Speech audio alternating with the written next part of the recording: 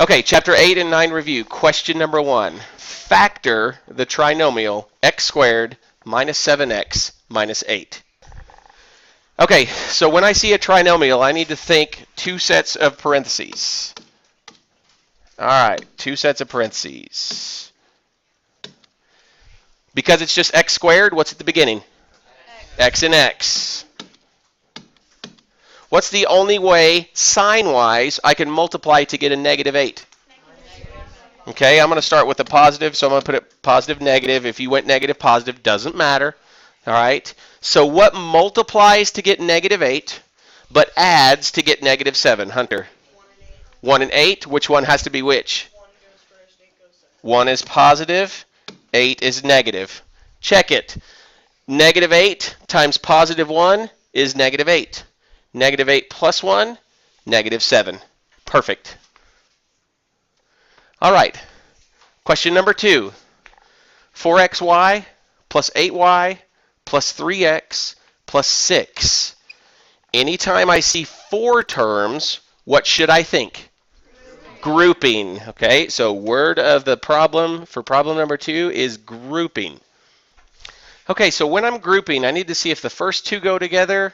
Maybe the first and the third go together. Maybe the first and fourth go together. But in this case, do the first two have a common factor? Yes. Does the third and fourth one have a common factor? Yes. So let's go ahead and group this one with this one, and then the 3x with the 6. Now I want to find a common factor. Tori, common factor between those two. First ones, yep. 4 and y. Okay. They both have a 4y. So now it becomes distributive property problem. 4y times what is 4xy? X. And 4y times what is 8y? 2. What should your brain start thinking right now that I've done my first parenthesis? Second one should be an x plus 2. Okay, let's find out. Let's bring down the positive. What's the common factor between 3x and 6? 3. 3 times what is 3x? X. And 3 times what is 6? Huh, looky there. It's amazing how that always happens, right? So now that I'm multiplying 4y and 3 times the exact same thing, Michael, what do I do now? 4y plus 3 parentheses x plus 2. Okay. Let's go ahead and put the 4y plus 3 in parentheses, and then the x plus 2 in parentheses as well, just like he said. And that is my perfect 100% correct answer. Okay, number 3. Now we factor our first, not our first. We factored trinomial number 1. We factored our first trinomial with a coefficient in the front. It's got the 5 in front of the x squared, so now it's a little bit different. What should we be thinking on this one? There's a specific method. It's Mr. Renault's method. The secret of the OI. You should be thinking of the OI right now. Okay, so start it off. Fortunate enough, we're given one where we know it's just going to be 5x and x. There's no other way to get 5x squared. We know since all of the signs are positive, these both have to be positive. So now we have to run our tests to see what works. Okay, so let's trial and error these things. Let's make sure we get everything covered. Okay, if I did 1 and 4, and I put 1 and 4 in here, if I do the OI outside, I've got 5 times 4 is 20. 1 times 1 is 1. 20 and 1 will never get me 3. So now I think maybe I should try the 4 first. Outside is 5. Inside is 4. Still doesn't give me 3. So my last option is 2 and 2. And this one I don't have to change the order because it's the exact same number, so that would be foolish for me to erase it and then put a 2 and 2 again. Okay, so outside is 10, inside is 2. Am I ever going to get 3? No. So what is my solution? No. What? Prime. Okay, this one is prime.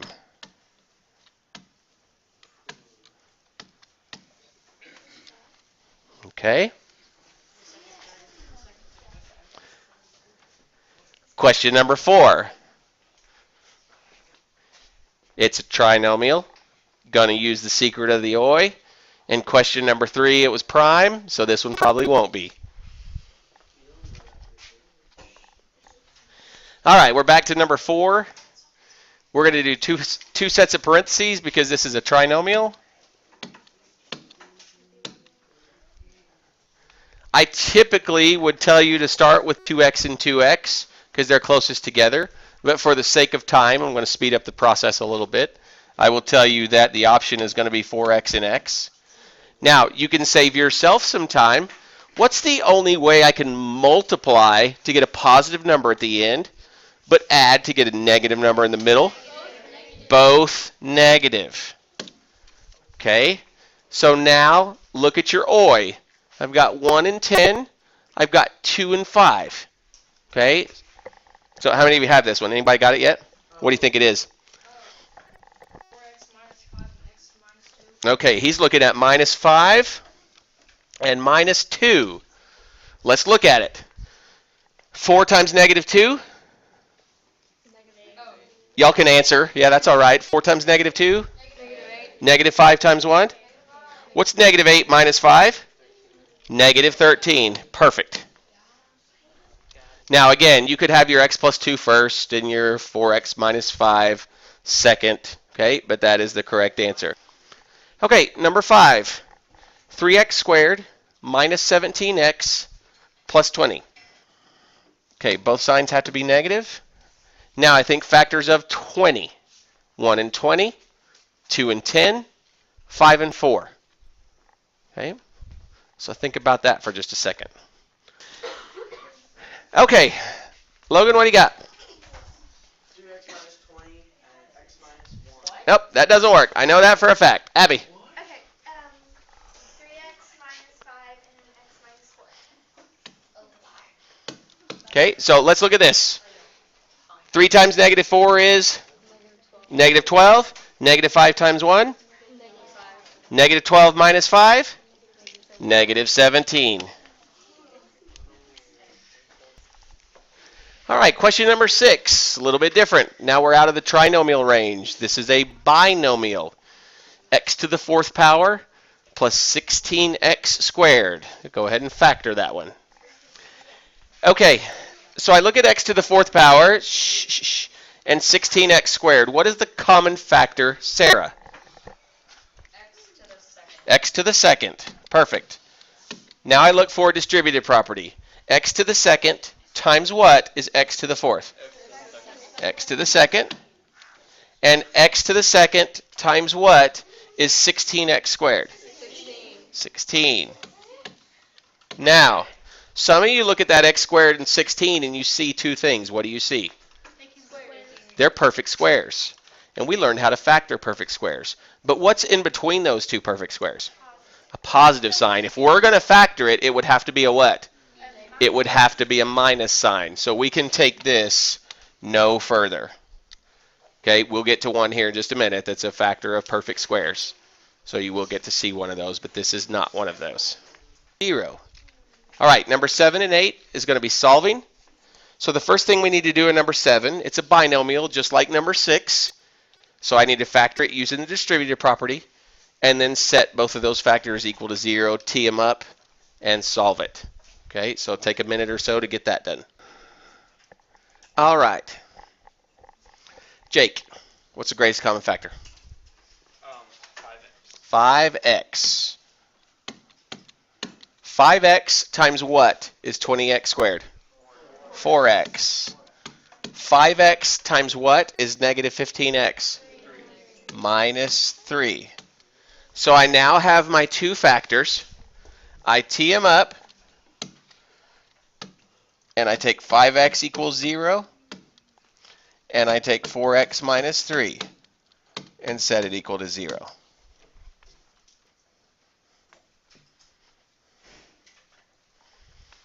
Okay, so my two solutions, Kyle, are get them. What do we do on the first one? Ben? You divide by How about we divide by 5? Okay, that's a one-step algebra problem, folks. We got to have that. Got to have that. What's 0 divided by 5? 0. So my one factor is 0.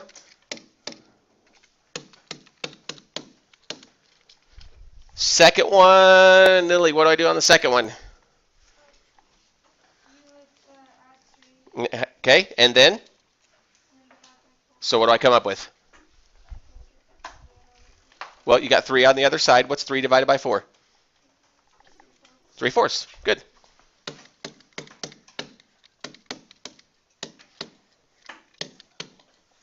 Okay, x equals 0. X equals 3/4.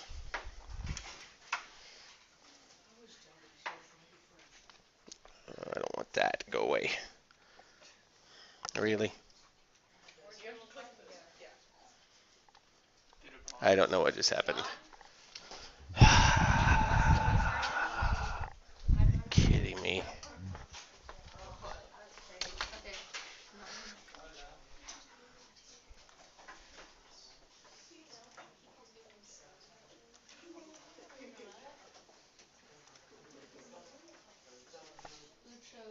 Oh, thank you. Okay, so I'm not sure where that paused off, guys. Sorry if I'm repeating what I'd already repeated, but the answers are x equals 0 and x equals 3/4. So let's move on to number 8. Number 8, x squared minus 6x equals 27. I want you to solve it, but uh-oh, there's not an equal 0. Good thing we are all brilliant in geometry, in Algebra 1, and we can get an equal 0. Mason, how do I get an equal 0 out of this? I subtract 27. Perfect. Sorry about that if I just coughed in your ear. All right, so I now have x squared minus 6x minus 27. Okay, now factor that and get the zeros. You could use the quadratic formula on this one, but I wouldn't because this is a simple one step. But you're more than welcome to. It'll come out the same. All right, there's only one way to multiply to get a negative number at the end, so I went ahead and put my positive times my negative in there. And what are the factors of 27 that are going to give me 6, Alex? 9 and 3. Which one goes where? The 9 goes on the negative side. 9 is negative, 3 is positive. and the 3 is positive. Perfect. That's not perfect yet. It's going to be perfect because I asked you to solve these. Sorry, not just factor them. I am confident enough with your algebra ability at this point that if you just want to go x equals negative 3 and x equals 9, I'm perfectly okay with that. Or you can write it out, x plus 3 equals 0, subtract 3 from both sides. I don't care, either way. Okay, so let's look at this question. 3x squared plus 6x minus 4. If I have an x value of 1, all I do is substitute it into the equation. What is 1 squared? Anybody? 1. 3 times 1 is 3. What is 6 times 1? 6. And then I got the minus 4. What's 3 plus 6? 9. Minus 4? 5. There's my first coordinate. I wouldn't worry about putting it on your graph yet. Let's do the whole table, and then we'll put it on our graphs. Okay. Let's go to 0. That's an easy one. 0 cancels out the first 2, so what am I left with? Negative 4. Now, careful on PEMDAS on the next one. Okay. The x is negative 1, so I square it first. What's negative 1 times negative 1?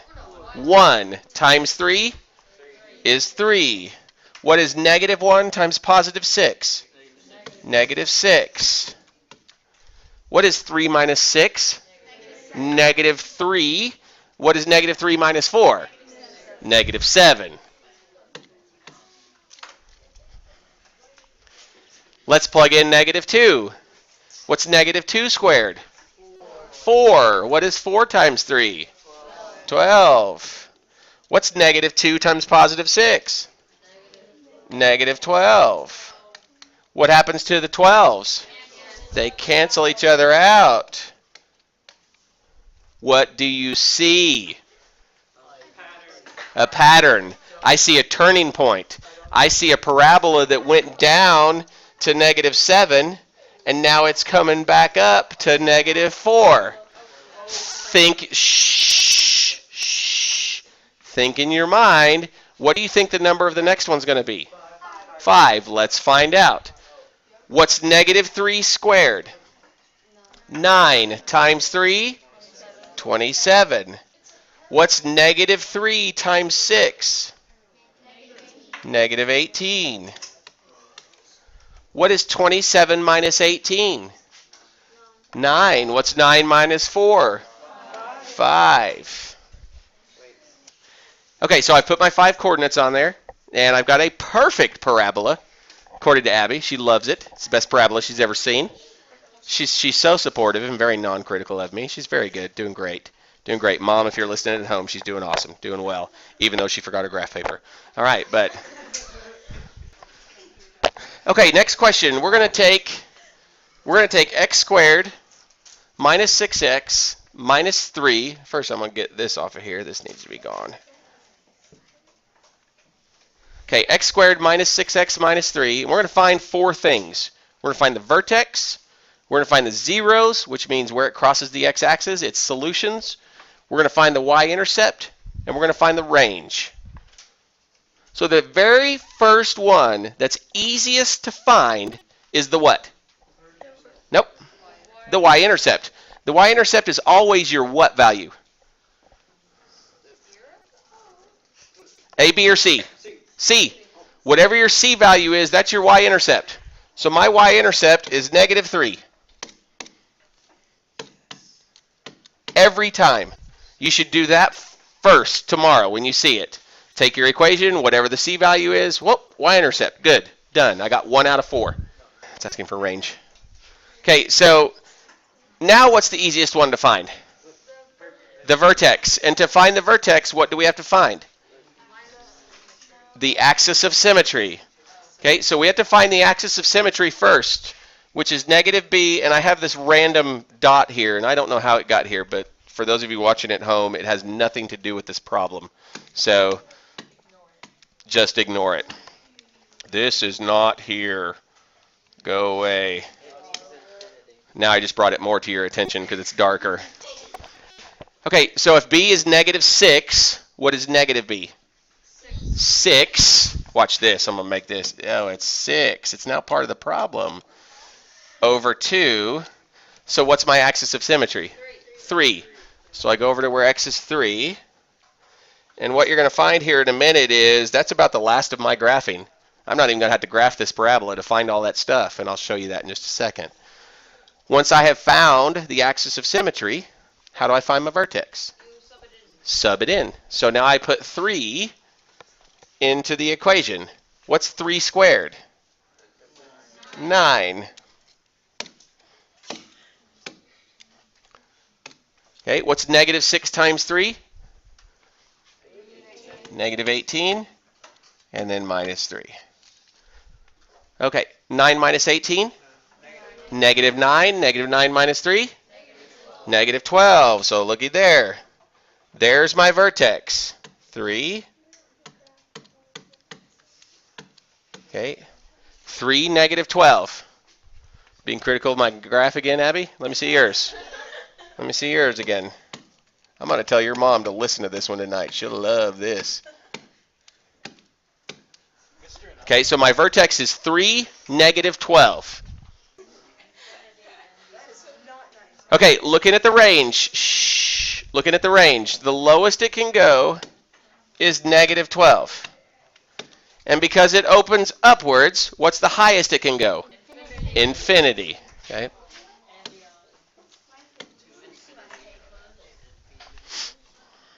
All right.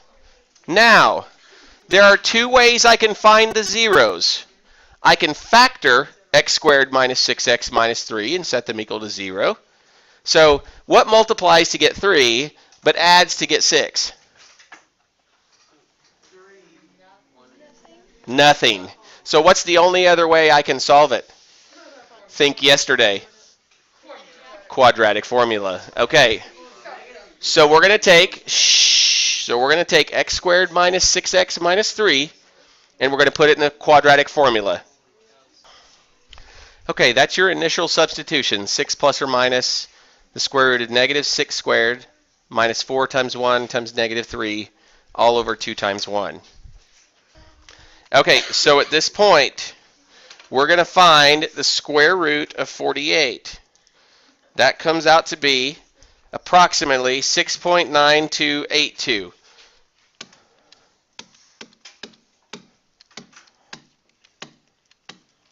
We don't want to round yet.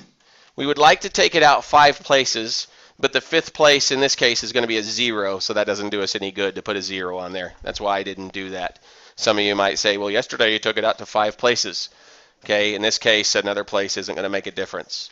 So now we go back and we go 6 plus 6.9282. Divide that by 2. I'm going to get 6.5 because they're going to ask you to round to the nearest tenth.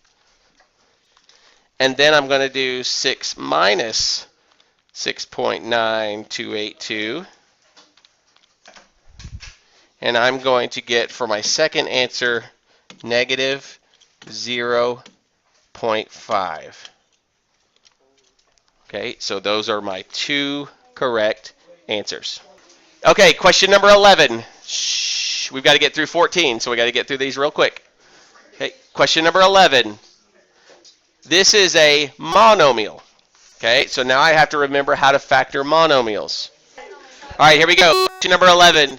If I'm going to factor 16, what's the prime factorization of 16, Emma? It's 4 and 4? 4 and 4 aren't prime numbers. Shh, can't hear you. How many? How many 2s? 4. Okay, so it's 2 times 2 times 2 times 2. If you factor tree that, you got to take it all the way down to the prime numbers.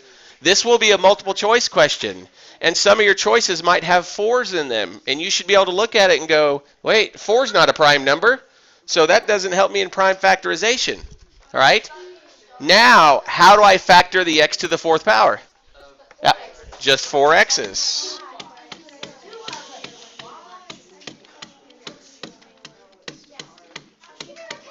And then 2 y's at the end. That is the proper prime factorization of the monomial 16x to the 4th y squared.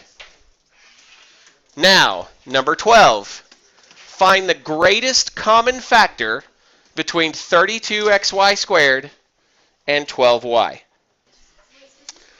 Okay, when I look at the number 32 and 12, Colby, what's the greatest common factor between 32 and 12? 6 does not go into 32. Jake, 4. Okay, 4 is the greatest common factor. Shh. And, Jackson, man, this is a tough one. Tough one, you ready? What's the greatest variable they have in common? Exactly. Greatest common factor, greatest common factor is 4y. Now, number 13 is a wild card problem. It looks like something, but it's something else.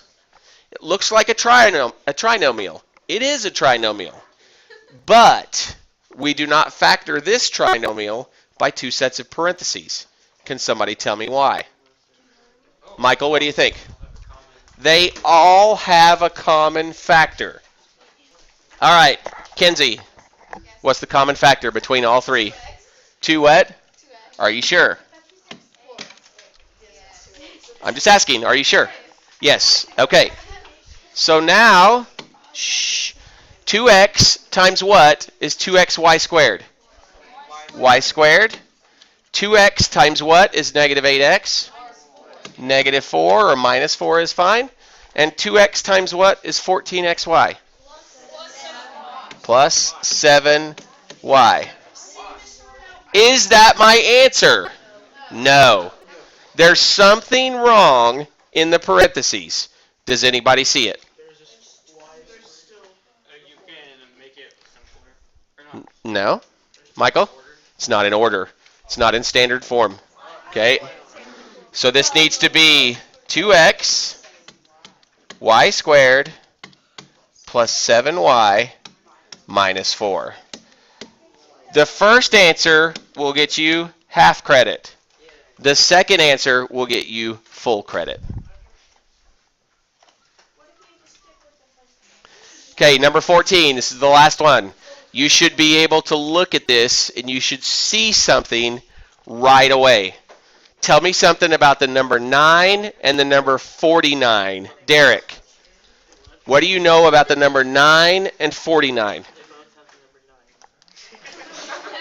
Guys, this is not comedy, and he's not saying it to be funny. What are 9 and 49? 949. Asher, They're perfect squares. they're perfect squares. You need to see it right away. 9s, 16s, 49s, 64s, 81s, hundreds, y squareds, x squareds, 4, all of those things. You need to see perfect squares. How do I factor a perfect square binomial? What do I do? What do I start with? Parentheses. Then I take the square root of the terms. What's the square root of 9? 3. What's the square root of x squared? X. What do the signs always have to be? Positive and negative. Don't ask me if they could be negative and positive. It's the same thing.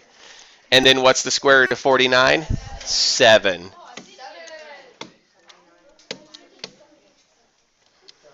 Okay, that is your review, chapter 8 and 9.